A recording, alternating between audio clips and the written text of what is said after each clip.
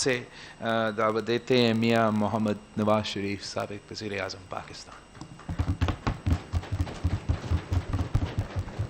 بسم اللہ الرحمن الرحیم. محترم جناب آصف علی زرداری صاحب، جناب بلاول بھٹو زرداری صاحب، جناب مولانا فضل الرحمان صاحب، میرے بھائی محمد شہباز شریف صاحب، جناب محمود خان اچکزئی صاحب، محترم ڈاکٹر عبد المالک صاحب، محترم ساجد میر صاحب، جناب آفتاب احمد خان شیرپاؤ صاحب، جناب محسن خان داور صاحب، جناب جمال الدین صاحب، جمال دینی صاحب، اور جناب اویس شاہ نورانی صاحب، نہایت معزز قائدین، محترم شرکائے کانفرنس اور محترم خواتین و حضرات، السلام علیکم. بہت شکریہ جناب محترم آصف زرداری صاحب. اللہ تعالیٰ آپ کو بھی صحت تندرستی عطا فرمائے اور خیر و برکت عطا فرمائے. میری بہت ساری دعائیں آپ کے لیے بھی ہیں اور بلاول بھٹو زرداری صاحب کے لیے بھی ہیں. ان سے پرسوں بات کر کے مجھے بہت خوشی ہوئی اور بہت اچھی ہماری باتیں ہوئیں، اور جس پیار محبت سے انہوں نے مجھ سے بات کی میں کبھی نہیں بھلاؤں گا. میں کانفرنس کے میزبان جناب آصف علی زرداری صاحب کا اور بلاول بھٹو زرداری صاحب کا اور مولانا فضل الرحمان صاحب کا اور تمام معزز قائدین کا بے حد شکر گزار ہوں کہ مجھے اس کانفرنس میں اپنی بات کہنے کا آپ نے موقع فراہم کیا. میں وطن سے دور ہوتے ہوئے بھی اچھی طرح جانتا ہوں کہ وطن عزیز کن حالات سے گزر رہا ہے اور عوام کن مشکلات کا شکار ہیں. یہ کانفرنس نہایت ہی اہم موقع پر منعقد ہو رہی ہے، بلکہ میں تو اسے ایک فیصلہ کن موڑ سمجھتا ہوں. پاکستان کی خوشحالی اور صحیح معنوں میں ایک جمہوری ریاست بنانے کے لیے ضروری ہے کہ ہم ہر طرح کی مصلحت چھوڑ کر اپنی تاریخ پر نظر ڈالیں اور بے باک فیصلے کریں. اور آج نہیں کریں گے تو پھر کب کریں گے؟ میں مولانا فضل الرحمان صاحب کی سوچ سے پوری طرح متفق ہوں کہ ہمیں رسمی اور روایتی طریقوں سے ہٹ کر اس کانفرنس کو با مقصد بنانا ہوگا، ورنہ قوم کو بہت مایوسی ہوگی. اور جو ابھی ٹرینڈ جناب آصف علی زرداری صاحب نے سیٹ کیا ہے، اسی کو آگے لے کے چلنا ہے. آپ سب جانتے ہیں کہ 73 برس سے پاکستان کو کن مسائل کا سامنا ہے. ان مسائل کی بنیادی وجہ صرف اور صرف ایک ہے، اور میں اپنے تجربے سے بول رہا ہوں. میرا بھی تجربہ الحمدللہ پاکستان کی پالیٹکس میں اور پاکستان کی خدمت میں کافی زیادہ ہے، اور میں یہ سمجھتا ہوں کہ پاکستان کو جو میں وجہ بتانا چاہ رہا ہوں وہ یہ ہے کہ پاکستان کو جمہوری نظام سے مسلسل محروم رکھا گیا ہے. جمہوریت کی روح عوام کی رائے ہوتی ہے، یعنی ملک کا انتظام وہ لوگ چلائیں جنہیں عوام اپنے ووٹوں کی اکثریت سے یہ حق دے.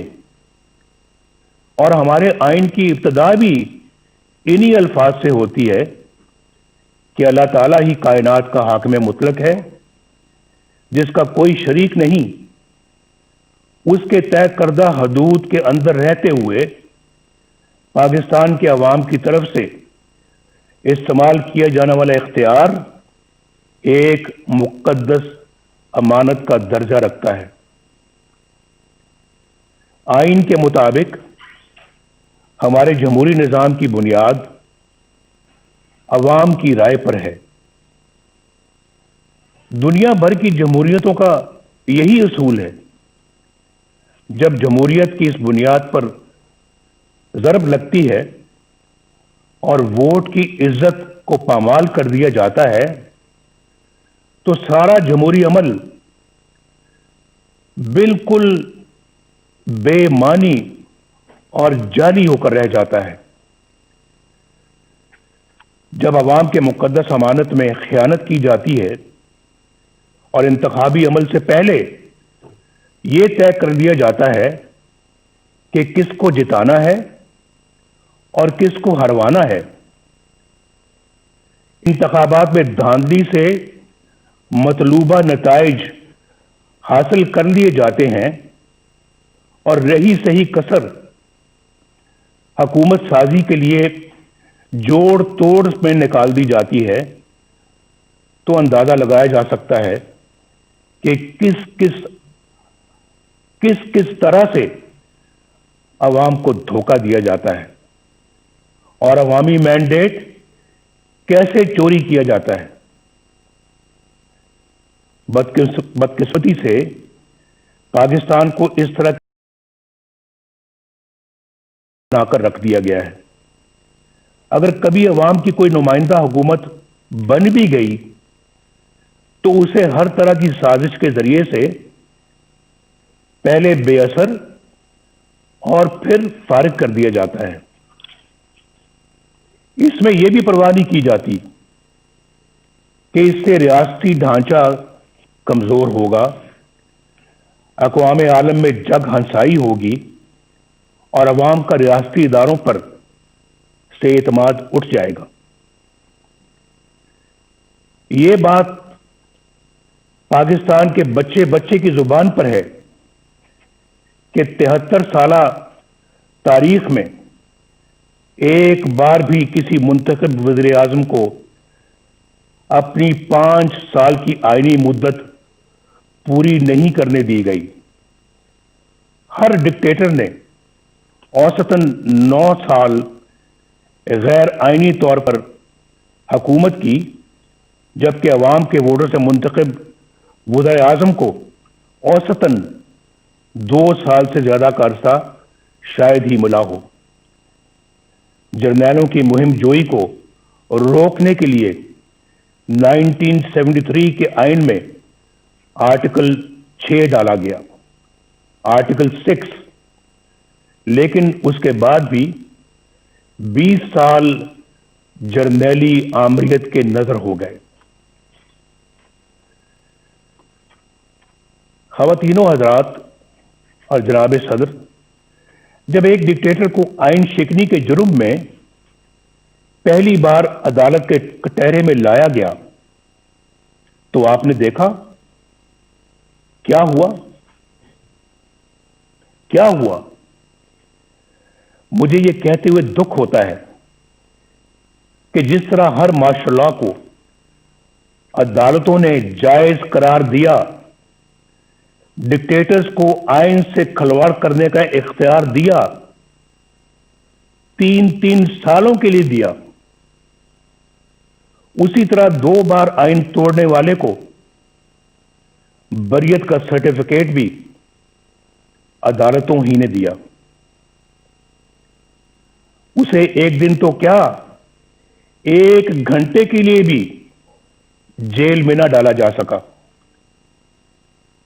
پوری داستان ہے میرے پاس جو کسی وقت سناؤں گا کہ کہاں سے کہاں لے گئے، جبکہ آئین پر عمل کرنے والے ابھی تک کٹہروں میں کھڑے ہیں اور جیلوں میں پڑے ہیں۔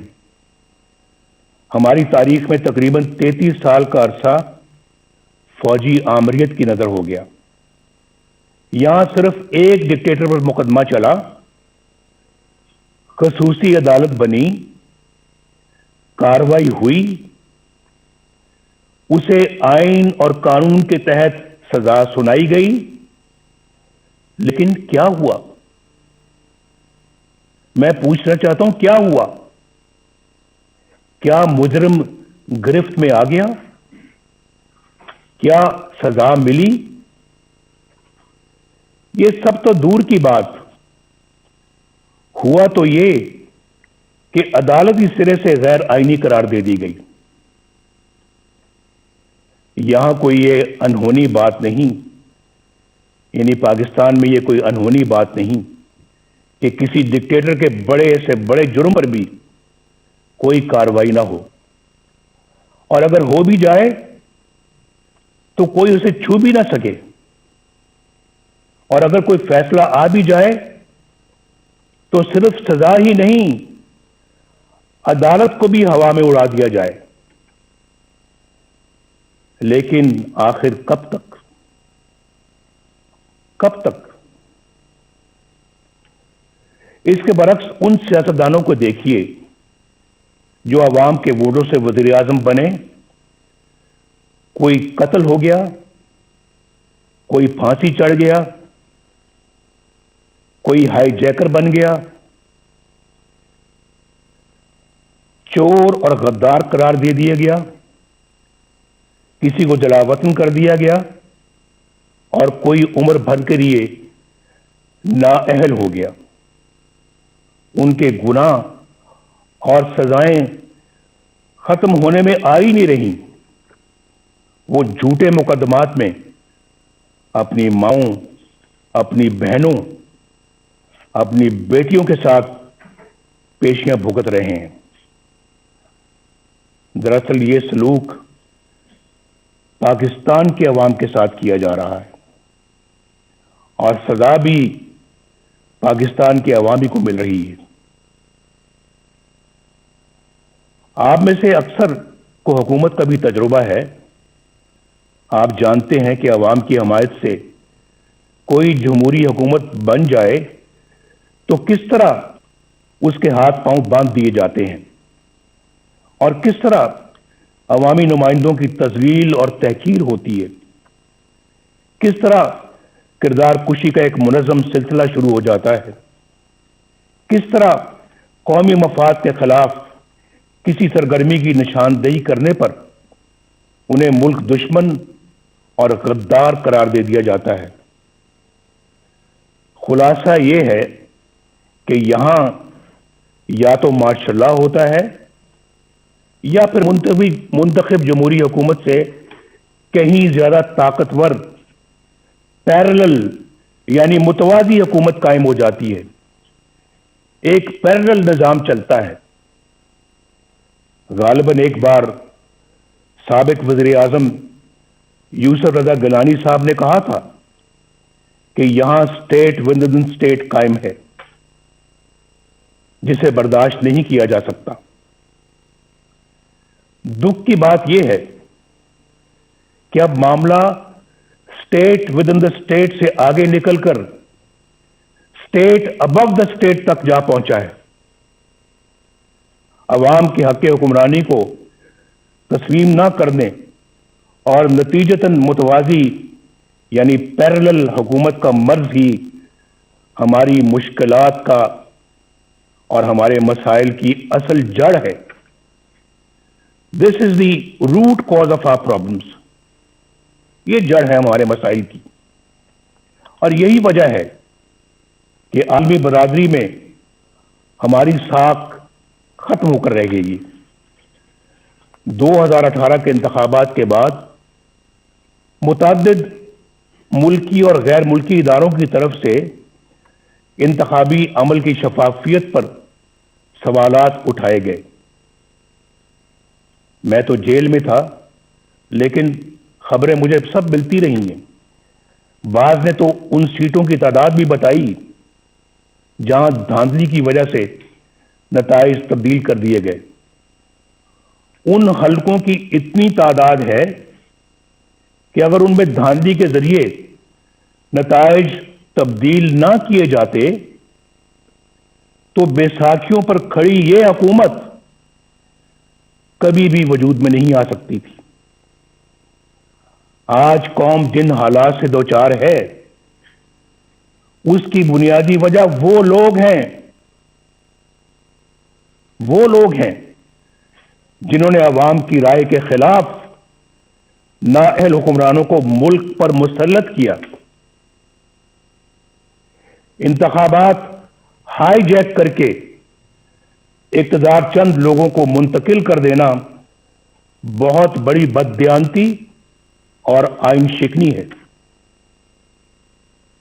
हम चंद रुपयों की खातिर डाका डालने वालों के लिए तो बड़ी से बड़ी सजा का तकाजा करते हैं, लेकिन अवाम के हकूक पर डाका डालना कितना संगीन जुर्म है, क्या किसी ने सोचा है?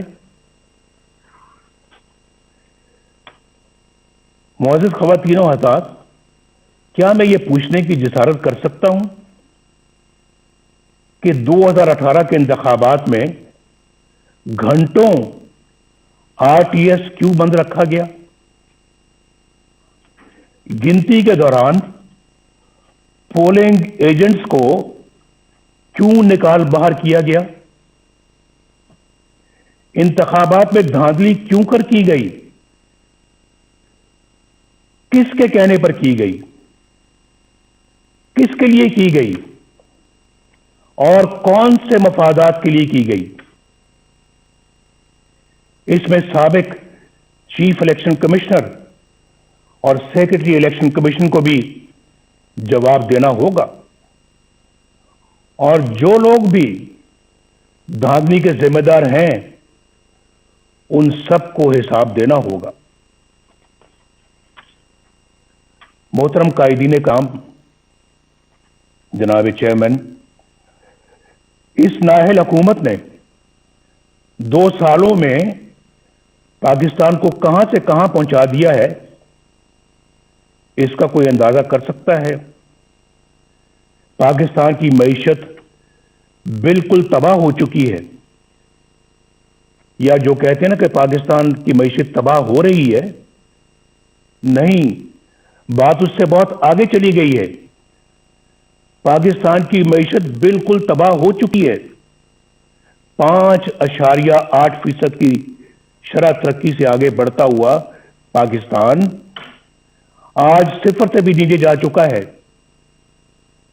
पाकिस्तानी रुपया भारत और बांग्लादेश ही नहीं, अफगानिस्तान और नेपाल से भी ज्यादा नीचे गिर चुका है। जिस महंगाई पर हमने मुकम्मल काबू पा लिया था, वो आज कई गुना बढ़ चुकी है।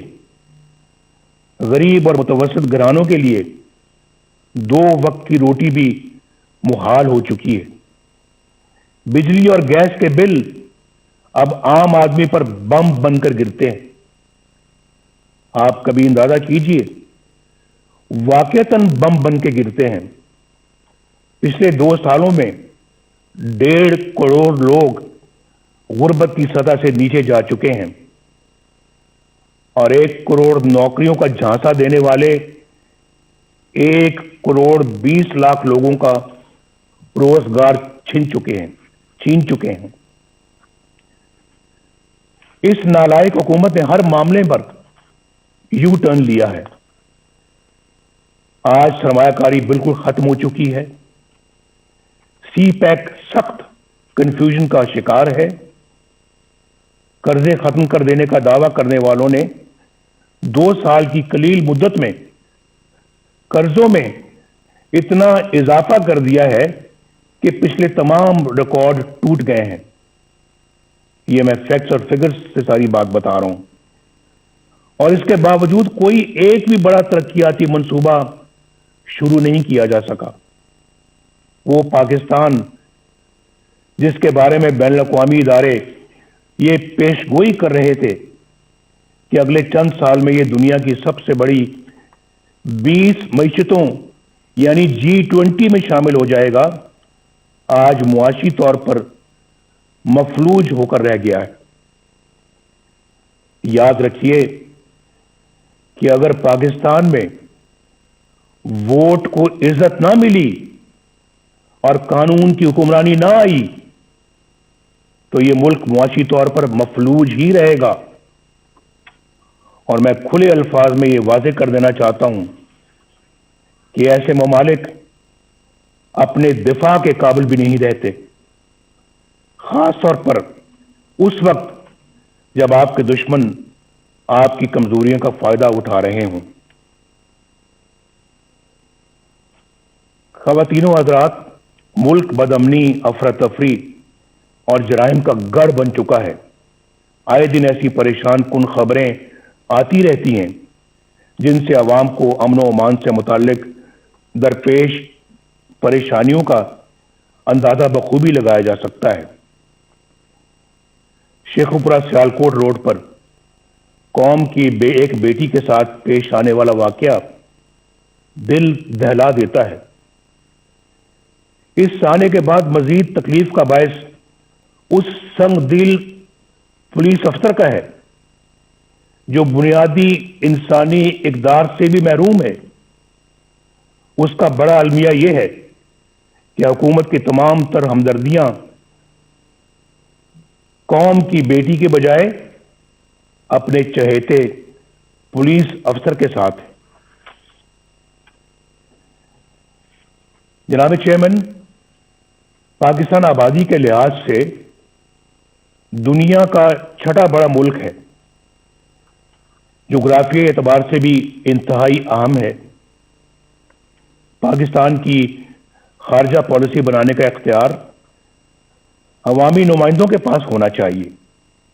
ہماری خارجہ پالیسی عوامی امنگوں اور ملکی مفادات سے ہرگز متصادم نہیں ہونی چاہیے. خربوں روپے کے نقصان اور ہزاروں جانیں قربان کرنے کے باوجود ہم کبھی فیٹف اور کبھی کسی اور کٹہرے میں کھڑے شرمناک صفائیاں پیش کر رہے ہوتے ہیں.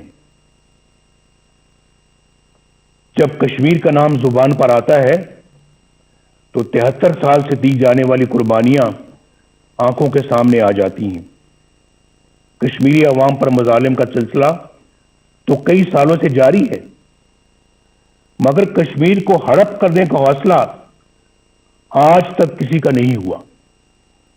اب بھارت نے ایک غیر نمائندہ اور غیر مقبول اور کٹ پتلی پاکستانی حکومت دیکھ کر کشمیر کو اپنا حصہ بنا لیا ہے، اور ہم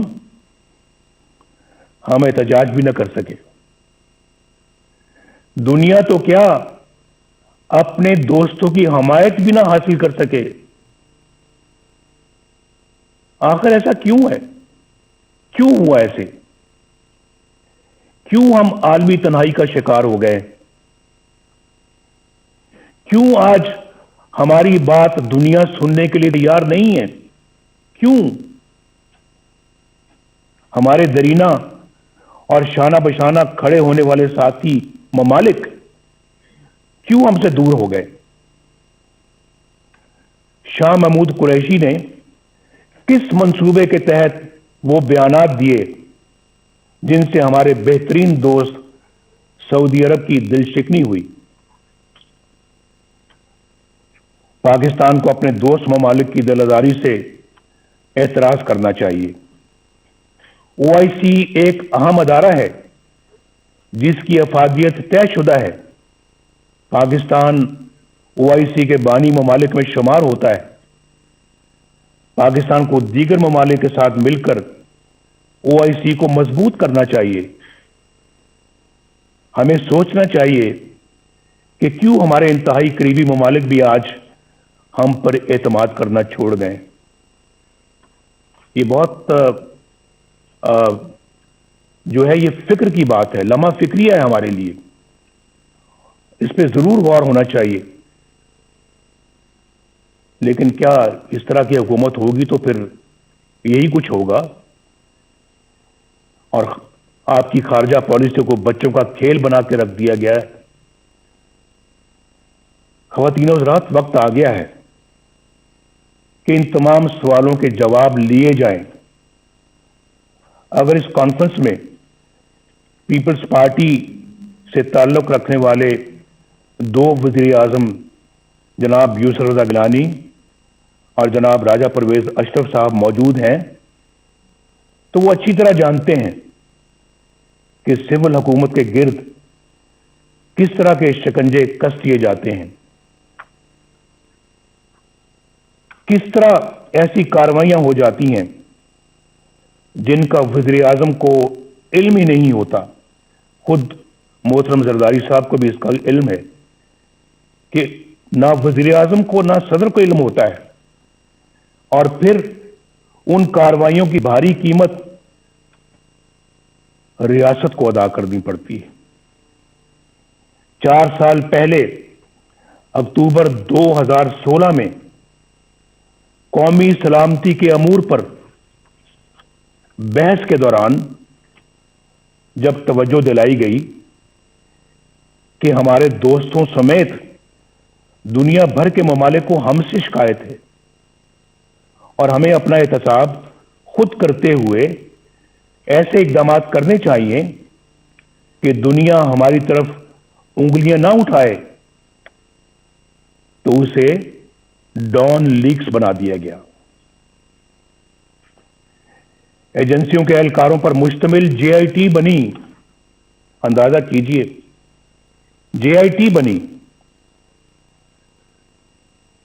ثبوت تو کسی کے خلاف کچھ نہ تھا، لیکن پروپیگنڈا مشینوں کے ہاتھوں ہمیں اور مجھے بھی غدار اور ملک دشمن ٹھہرا دیا گیا۔ وزیر اعظم کے احکامات کو ایک ماتحت ادارے کے اہلکار کی طرف سے کی گئی ٹویٹ میں ریجیکٹڈ یعنی مسترد کا ٹائٹل عطا کر دیا گیا۔ آپ کو سب یاد ہوگا، سی پیک کو ناکام بنانے کا سلسلہ 2014 میں اس وقت شروع ہوا جب دھرنوں کے ذریعے چین کے معزز صدر کا دورہ ملتوی کروا دیا گیا۔ چین ہمارا دیرینہ اور مخلص دوست ہے جو پاکستان کے ساتھ ہر موقع پر شانہ بشانہ کھڑا رہا۔ پاکستان اور چین کے تعلقات مزید مستحکم کرنے میں اور سی پیک کے حوالے سے صدر شی جن پنگ کا کردار قابل تعریف ہے۔ سی پیک کا یہ عظیم منصوبہ حکومت کی اسی نااہلی کی نظر ہو رہا ہے جو زندگی کے ہر شعبے میں نظر آ رہی ہے۔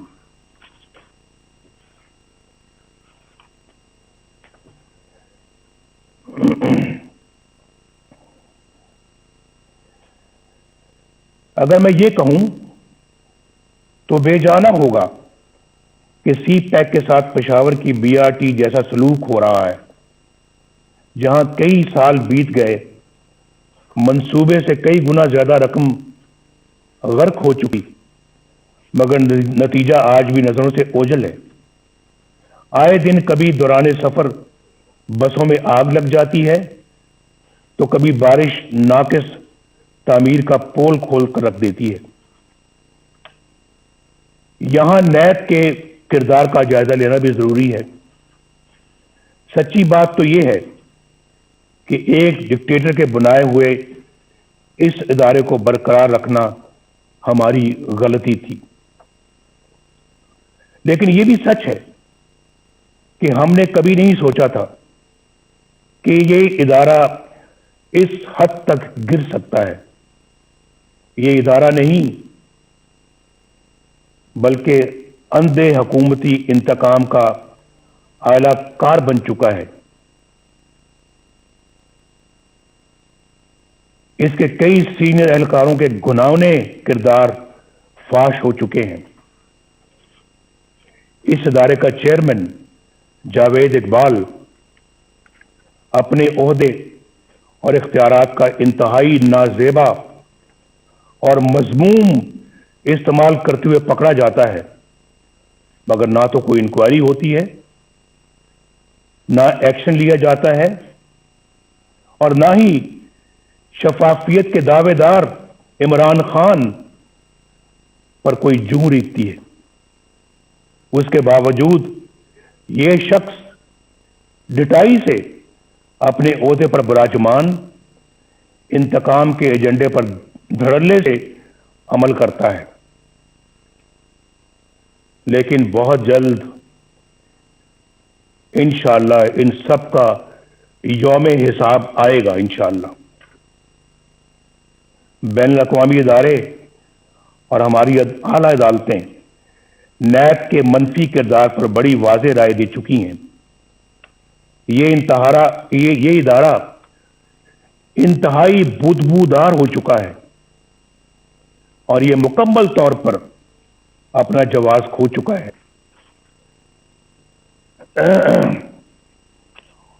اپوزیشن کے لوگ اس کا نشانہ بنے ہوئے ہیں، جو اپنے گھر کی خواتین کے ساتھ نیب کے دفتروں، عدالتوں اور جیلوں میں رول رہے ہیں۔ جو نیب سے بچتا ہے اسے ایف آئی اے کے سپرد کر دیا جاتا ہے، جو ایف آئی اے سے بچے وہ اینٹی نارکوٹکس کے ہٹے چڑھ جاتا ہے، اور جو وہاں سے بچ جائے اسے کسی بھی جھوٹے مقدمے میں پکڑ لیا جاتا ہے۔ 2018 میں سینٹ کے انتخابات سے کچھ عرصہ پہلے خواتین و حضرات ایک مذموم سازش کی گئی، میں آپ کی توجہ مبذول کرا رہا ہوں۔ اس مذموم سازش کے ذریعے بلوچستان کی صوبائی حکومت گرا دی گئی۔ اس کا مقصد کیا تھا معلوم ہے آپ کو؟ اس کا اصل مقصد سینٹ کے انتخابات میں سامنے آیا۔ اس سازش کے کرداروں میں لیفٹیننٹ جنرل عاصم سلیم باجوہ، جو اس وقت وہاں کے کور کمانڈر تھے، سدرن کمانڈ کے کمانڈر تھے، ان کا نام بھی آتا ہے۔ یہ وہی جنرل عاصم سلیم باجوہ ہیں جن کے خاندان کی بے پناہ دولت اور دنیا بھر میں پھیلے ہوئے اثاثوں کی تفصیلات پوری قوم کے سامنے آ چکی ہیں۔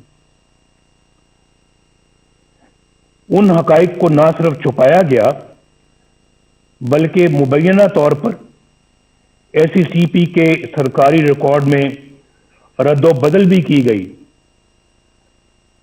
15-20 سال کے عرصے میں اربوں روپے کے یہ اثاثے کہاں سے بن گئے، یہ پوچھنے کی کسی کی مجال نہیں۔ میڈیا پر خاموشی چھا گئی، نہ نیب حرکت میں آئی، نہ کسی عدالت نے نوٹس لیا، نہ کوئی جے آئی ٹی بنی اور نہ کوئی ریفرنس دائر ہوا، نہ کوئی مانیٹرنگ جج بیٹھا، نہ کوئی پیشی ہوئی، نہ کوئی سزا۔ اندازہ لگائیے باپ، احتساب کا نعرہ لگانے اور این آر او نہ دینے کے بڑے بڑے دعوے کرنے والا عمران خان، انہوں نے بھی اس اثاثوں کے ذرائع پوچھنے کی ضرورت تک نہ کی، بلکہ ایک پل میں انہیں ایمانداری کا سرٹیفکیٹ جاری کر دیا گیا۔ یہ سارا کچھ آپ کے سامنے ہوا ہے۔ میڈیا پر پہلی بار اس سکینڈل کا ذکر اس وقت ہوا جب جنرل عاصم سلیم باجوہ تردید کے لیے خود ٹی وی پر آئے۔ اس حکومت کے 2 سالوں میں یہ کوئی پہلا مالی بدعنوانی کا سکینڈل نہیں۔ یہاں کئی انتہائی سنگین سکینڈل سامنے آ چکے ہیں جن کا نقصان براہ راست غریب عوام کو پہنچا۔ حکومت میں بیٹھے لوگ باقاعدہ پلاننگ سے آٹے، چینی اور دوائیوں کی قیمتیں آسمان پر لے گئے. یاد ہے نا آپ کو جب ہم چھوڑ کر گئے تھے چینی 50 روپے کلو تھی, آج کتنی ہے؟ آج کہتے ہیں 100 روپے تک جا پہنچی. اور آٹے کی قیمتیں بھی دیکھ لیں آپ, دوائیوں کی قیمتیں آسمان تک پہنچ گئی ہیں. عوام کے کھربوں روپے لوٹ لیے گئے. ملک کا حکمران اگرچہ دن رات کرپشن مافیاز اور این آر او کا ڈنڈورا پیٹتا ہے, لیکن چینی کی قیمت بڑھانے میں خود اس کی ذات ملوث ہے. کیا نیب اسے تحقیقات کے لیے گرفتار نہیں کرے گا؟ کیا اس پر کوئی ریفرنس دائر نہیں ہوگا؟ علیمہ خان صاحبہ جو کوئی جدی پشتی رئیس نہیں, بس خیراتی اداروں کی فنڈ ریزنگ کرتی رہتی ہیں, ان کے بیرون ملک اثاثوں کے ذرائع کی نیب کبھی کوئی چھان بین نہیں کرے گا؟ منی گالا میں عمران خان کے ذاتی گھر, اس کی غیر قانونی تعمیر کی فائل کیا یوں ہی بند رہے گی؟ فارن فنڈنگ کیس جس میں بے شمار مالی بے ضابطگیاں ہیں اور کرپشن ہے, جن کی گواہی خود پی ٹی آئی کے رہنما دے رہے ہیں. اتنے سال گزر جانے کے باوجود کیا الیکشن کمیشن ان پر کوئی فیصلہ نہیں کرے گی؟ یہ بڑے ایسے جاندار سوالات ہیں جن کا آج تک کوئی جواب سامنے نہیں آیا. ہم کب تک انتظار کریں گے؟ کیا ان تمام لوگوں پر کوئی فوجداری مقدمہ قائم نہیں ہوگا؟ کیا بنی گالا میں زمین کی خرید کی منی ٹریل پر کوئی جے آئی ٹی نہیں بنے گی کہ یہ اتنی بڑی جائیداد کہاں سے بنی اور کیسے بنی؟ اس میں بہت کرپشن اور شکوک و شبہات ہیں.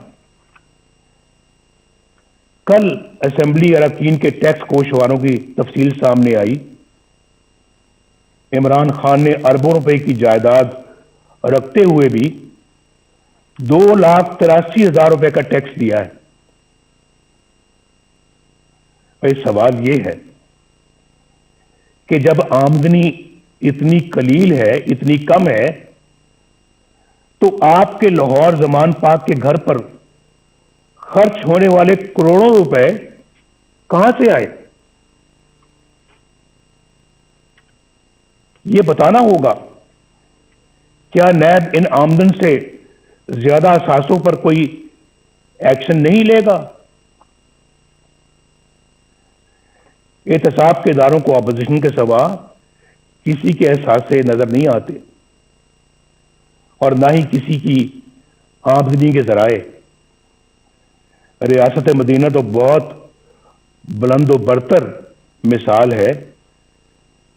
قانون و انصاف کا ادنا سا معیار رکھنے والی ریاست میں بھی ایسا نہیں ہوتا. کیا کچھ لوگ اس دورے معیار کی وجہ سے کسی جرم کے بغیر سزائیں پاتے رہیں گے اور کچھ لوگ سب کچھ کر کے بھی بے گناہی اور معصومیت کے سرٹیفکیٹ حاصل کرتے رہیں گے؟ قوم کب تک دیکھنے اور جاننے کے باوجود خاموشی سے یہ سب کچھ سہتی رہے گی؟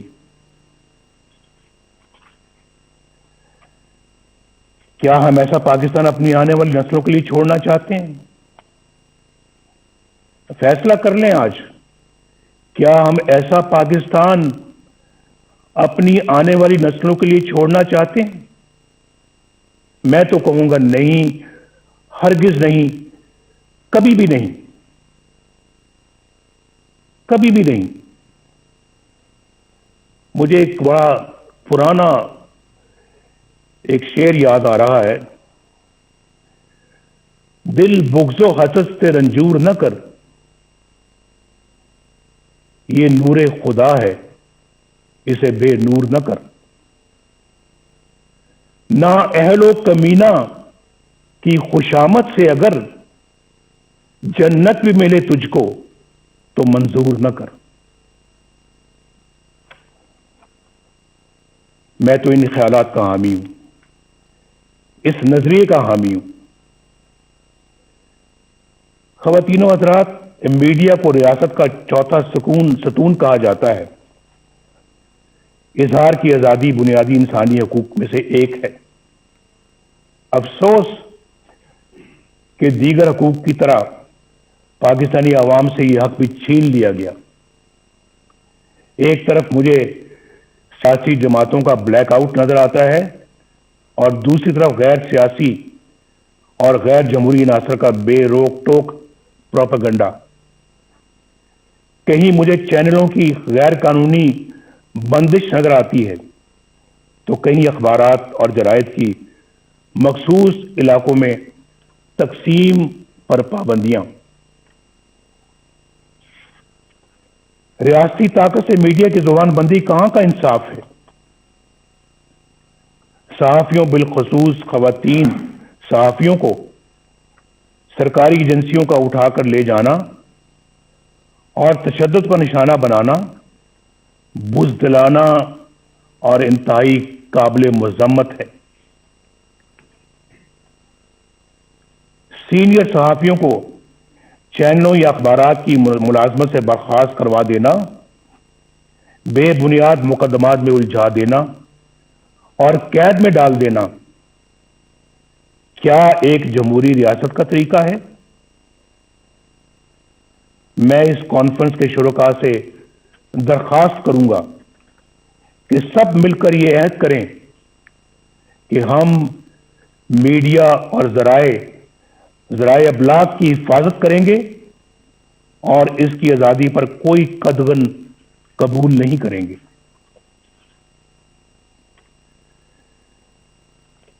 خواتین و حضرات, محترم چیئرمین بلاول بھٹو صاحب,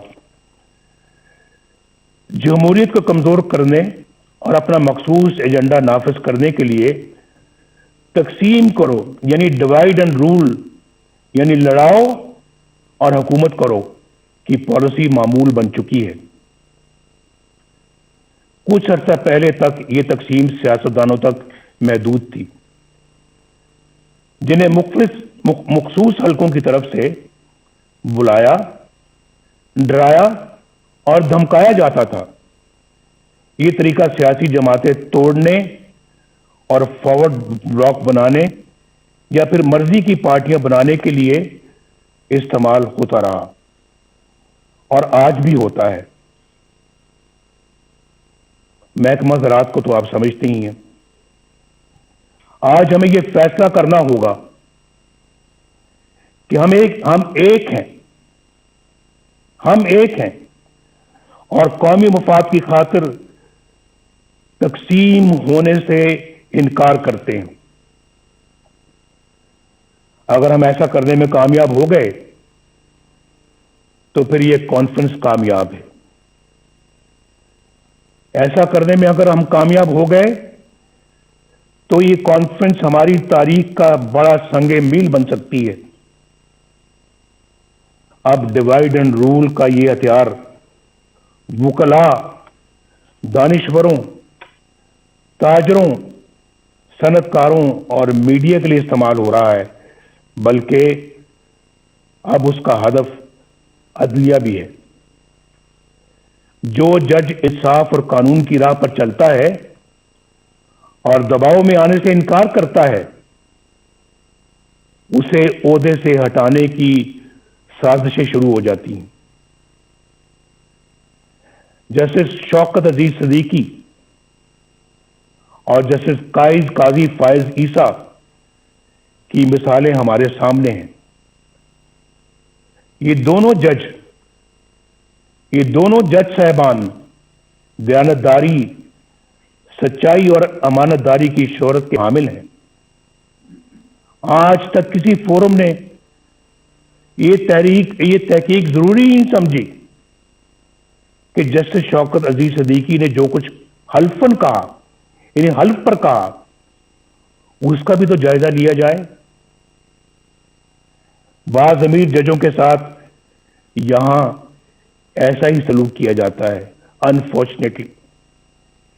یہاں انصاف پسند اور امانت دار نہیں بلکہ ایسے منصف تلاش کیے جاتے ہیں جو ان کے ہر جائز اور ناجائز مطالبات تسلیم کریں،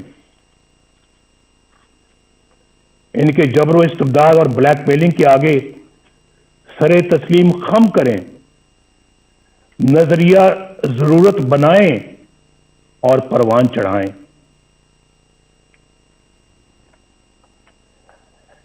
آئین کو سیبوٹاج کرنے والے ڈکٹیٹروں کے اقدامات کو قانون کا جامہ عطا کریں، ان کے گلے میں ہار پہنائیں، ان کو ویلکم کریں، خوش آمدید کہیں ان کو، آپ نے تو بہت اچھا کام کیا ہے، آپ کی تو ضرورت تھی آج، یہ تو کام بہت پہلے ہو جانا چاہیے تھا، آپ نے ماشاء اللہ لیٹ لگایا ہے، یہ پہلے لگانا چاہیے تھا۔ سب سے پہلے پلیٹ میں پھول لے کر ان کو پیش کیے جاتے رہے ہیں، اور پھر آرٹیکل 6 جیسے سنگین جرم کے ملزم کو آئین میں ترمیم کا اختیار عطا کیا جاتا ہے۔ یہ سب تماشا آپ نے اپنی آنکھوں سے دیکھا ہے، اس کے باوجود یہ سب کچھ دوبارہ کہنے کی نوبت آ رہی ہے۔ یعنی یہ سب کچھ ہو رہا ہے اور عوام کے منتخب وزیر اعظم کو پھانسی دیں، جیلوں میں ڈالیں، جلا وطن کریں اور ان کو اور ان کے خاندان کو ذلیل و رسوا کریں۔ اس کانفرنس کو آئین کی حکمرانی اور ووٹ کی عزت کے تحفظ کے لیے آج ایک جامع لائے عمل تجویز کرنا چاہیے۔ اگر میثاق جمہوریت کی بنیاد پر کسی نئے میثاق کی تشکیل ضروری ہو تو اس پر غور کیا جانا چاہیے۔ متوازی یعنی پیرل حکومت کی بنیادی مسئلے کو حل کرنے کے لیے ٹھوس حکمت عملی بنائی جائے۔ عوام کی رائے پر اپنی رائے مسلط کرنے کا نتیجہ سکوت ڈھاکہ کی شکل میں سامنے آیا تھا، لیکن اس عظیم سانے کو بھی بڑی سرد مہری کے ساتھ فراموش کر دیا گیا۔ میری تجویز ہے کہ یہ کانفرنس حمود الرحمان کمیشن کی سفارشات کو عوام کے سامنے لائے۔ بہت دفعہ اس کا ذکر ہو چکا ہے اور بار بار ہو چکا ہے، کئی سالوں سے ہو رہا ہے، کئی دہائیوں سے ہو رہا ہے، لیکن میرا خیال ہے کہ آج انہیں عملی جامہ پہنانے کا عہد کرنا چاہیے اور اسے اپنے ایجنڈے کا حصہ بنانا چاہیے۔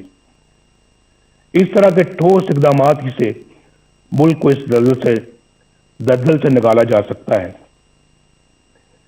اس وقت ہماری اولین ترجیح اس غیر نمائندہ اور نااہل اور سلیکٹڈ حکومت اور اس سے کہیں زیادہ اہم اس نظام سے جس کا میں نے ذکر کیا ہے، اس سے نجات حاصل کرنا ہے۔ عمران خان ہمارا ایز سچ ہدف نہیں ہے، ہمارا مقابلہ عمران خان سے نہیں ہے۔ یہ میں الیکشن سے پہلے بھی کہہ چکا تھا اور آج بھی کہہ رہا ہوں۔ آج ہماری جدوجہد عمران خان کو لانے والوں کے خلاف ہے اور ان کے خلاف ہے جنہوں نے اس طرح انہیں الیکشن چوری کر کے اس طرح کے نااہل بندے کو اس جگہ پر لا کر بٹھایا ہے اور ملک کو برباد کر دیا ہے۔ یہ ملک ہمیں تمام چیزوں سے زیادہ عزیز ہے، جس نے عوام اور اپوزیشن کے ساتھ ساتھ اچھی شہرت کے حامل جج صاحبان کو بھی نشانہ بنا لیا ہے۔ یہ تبدیلی عمل میں نہ آئی تو یہ نااہل اور ظالمانہ نظام ملک کو ناقابل تلافی نقصان پہنچا دے گا۔ ہمیں یہ بھی نہیں بھولنا چاہیے کہ ہمارے دشمنوں کے عزائم کیا ہیں ان کے عزائم کو ناکام بنانے کے لیے مضبوط معیشت کے ساتھ ساتھ مضبوط دفاعی نظام کی بھی ضرورت ہے۔ ہم نے پہلے بھی اس ملک کو الحمدللہ ایٹمی قوت بنایا ہے، اور ہر وہ ضرورت پوری کی ہے جس کے لیے ہمارے دفاع کو ضرورت تھی۔ ہماری قومی سلامتی کے لیے ضروری ہے کہ ہم اپنی معیشت کے ساتھ ساتھ اپنی مسلح افواج کو بھی مضبوط سے مضبوط تر بنائیں۔ ہم نے اس کام میں ماضی میں بھی کبھی کوئی کسر نہیں چھوڑی، کوئی کوتاہی نہیں کی، اور آئندہ بھی ہماری یہ ترجیح رہے گی۔ ہمارے دفاع کی مضبوطی اور قومی سلامتی کے لیے سب سے اہم یہ ہے کہ ہماری مسلح افواج آئین پاکستان، اپنے دستوری حلف اور قائد اعظم کی تلقین کے مطابق خود کو سیاست سے دور رکھیں اور عوام کے حق حکمرانی میں مداخلت نہ کریں۔ کسی کے کہنے پہ پرائم منسٹر ہاؤس کے گیٹ پھلانگ کر پرائم منسٹر ہاؤس میں داخل ہو کر پرائم منسٹر کو گرفتار نہ کریں، بندوق کی نوک پر گرفتار نہ کریں۔ ایسا ان آنکھوں نے دیکھا ہے، اس کا مشاہدہ کیا ہے، وہ منظر میری آنکھوں کے سامنے رہتے ہیں، اور بڑا دکھ ہوتا ہے کہ ہم نے اپنے ملک کو کیا بنا دیا ہے، ایک تماشا بنا دیا ہے، اپنی نظروں میں بھی اور دنیا کی نظروں میں بھی۔ جناب چیئرمین اور معزز خواتین و حضرات، آخر میں آپ کو یقین دلاتا ہوں کہ اے پی سی اتفاق رائے سے جو بھی حکمت عملی اور لائے عمل ترتیب دے گی، مسلم لیگ نون اس کا بھرپور ساتھ دے گی۔ شہباز شریف صاحب یہاں پر بیٹھے ہیں، ہماری پارٹی کے دیگر قائدین بیٹھے ہیں، انشاءاللہ ہم بھرپور ساتھ دیں گے اور ایک سیکنڈ کے لیے بھی پیچھے نہیں ہٹیں گے۔ میں اپنی یہ گزارش ایک بار پھر دہرانا چاہتا ہوں کہ اے پی سی روایت سے ہٹ کر حقیقی تبدیلی کے لیے ٹھوس اور مؤثر اقدامات تجویز کرے۔ ہمارے کئی دوست آج قید و بند کی صعوبتیں کاٹ رہے ہیں۔ جناب خورشید شاہ صاحب، کورونا میں مبتلا حمزہ شہباز شریف صاحب، میر شکیل الرحمان صاحب اور دیگر ساتھی ناکردہ گناہوں کی سزا میں جیل کاٹ رہے ہیں۔ ہمارا مقصد بڑا ہے، کل یہی قربانیاں ہماری نئی صبح کی اساس اور ہماری منزل کے حصول کا انشاءاللہ باعث بنے گی۔ میں آپ سب قائدین کا بے حد شکر گزار ہوں اور اپنے میزبان جناب بلاول بھٹو زرداری صاحب کا بھی دل کی گہرائیوں سے شکریہ ادا کرتا ہوں کہ مجھے آپ نے اپنی گزارشات پیش کرنے کا موقع دیا۔ میری اور پوری قوم کی دعائیں آپ کے ساتھ ہیں۔ اللہ حافظ۔ پاکستان پائندہ باد۔